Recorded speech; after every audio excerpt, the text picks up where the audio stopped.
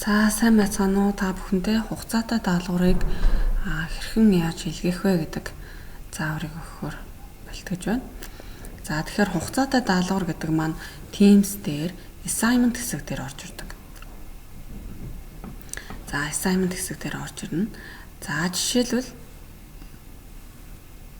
компьютерийн хэрэглээ хичээлийн хугацаатай даалгаврыг харъя. За даалгавар 2 гэдэг энэ хугацаатай даалгавар байна те. 2 сарын 16-нд дуусах юм байна. За тэгэхээр энэ хугацаатай даалгаврын view assignment гэдэг дээр таарна.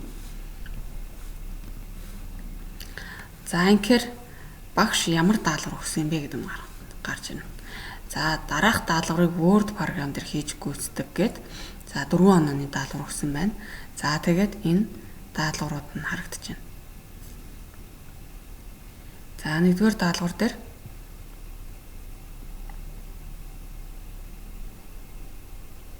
за ийм даалгавар гүйцэтгэх нь те. За энийг Word програм дээр хийгээд илгээх шаардлагатай гэсэн үг. За тэгэхээр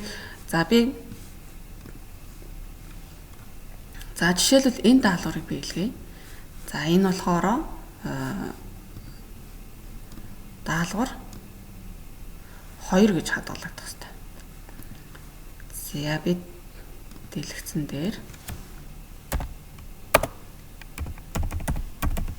даалгавар 2 гэд хадгалж. За тэгвэл эндээс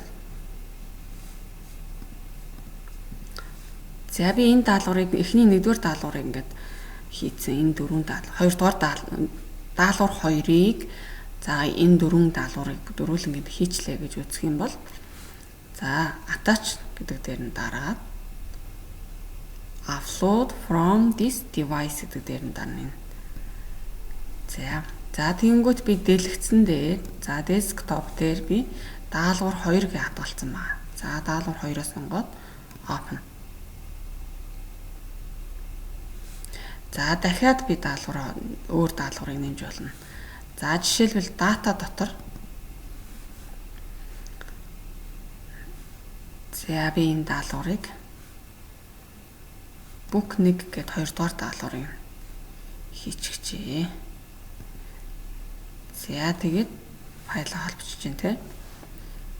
За тэгээд turn let гэдэг дээр нь даа. Эсвэл за багшийн өгсөн даалгавар бол нэгдүгээр даалгавар бол Word дээр, хоёрдугаар даалгавар Excel дээр, гуравдугаар даалгавар болохоор 3 4-р даалгавар дахиад Word дээр гэсэн байх юм бол эсвэл PowerPoint дээр гэдэг ямар нэгэн програм дээр гэсэн байх юм бол эндээс ямар програмыг нэмэх боломжтой байна вэ гэдгээс нь хараад за эндээс би документ нэх боломжтой юм байна.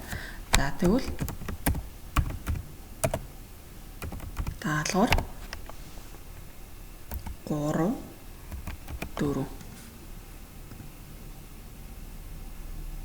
за ингээд даалгавар 3 4 гэдэг энэ зөвхөн файлыг үүсгэж байгаа юм. За файл дотроо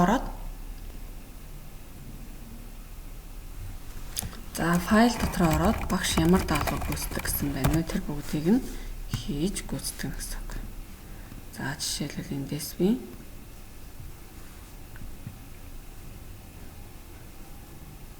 за зураг оруулах байна те гэх мэтчлэнгээр ингээд багшийн өгсөн даалгаврыг хийж гүйцэтгээд зүгээр шууд хаачна. За тэгэхээр энэ дотор файл маань орсон байна. За ингээд даалгавруудаа оруулсан. За 4 онооны даалгавраа хийгээд дуусгасан байлаа гэж бодоход turn let гэдэг дээр заавал дарна.